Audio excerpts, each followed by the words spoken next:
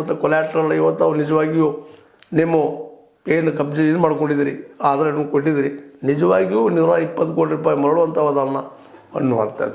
ಜೊತೆಗೆ ನೀವು 100 ಕೋಟಿ ಬೆಲೆ ಬಾಳೋದಕ್ಕೆ 120 ಕೋಟಿ ಇದೆಲ್ಲಿ ನ್ಯಾಯ, ಎಲ್ಲದ ಇದು ಯಾವ ರೂಲ್ಸ್ ಪ್ರಕಾರ ಕೊಟ್ಟರು ಅನ್ನೋದು ಉತ್ತರ ಹೇಳಬೇಕಾಗ್ಯದ.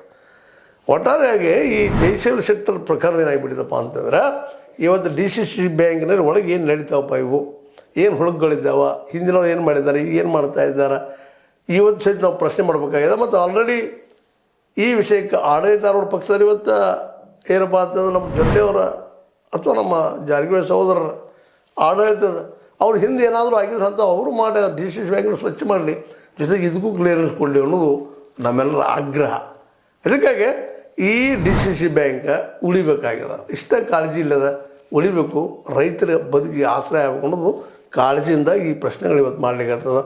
ಎಲ್ಲ ದಿಶೆಯಲ್ಲೇ ಇವತ್ತು ಜೈಶಲ್ ಶೆಟ್ಟರು ಜೊತೆಗೆ DCC ಬ್ಯಾಂಕ್ ಆಡಳಿತ ಮಂಡಳಿ ಅಧ್ಯಕ್ಷರು ಇದಕ್ಕೆ ಉತ್ತರ ಕೊಡುವಂಥದ್ದು ಇವತ್ತು ಅನಿವಾರ್ಯದ.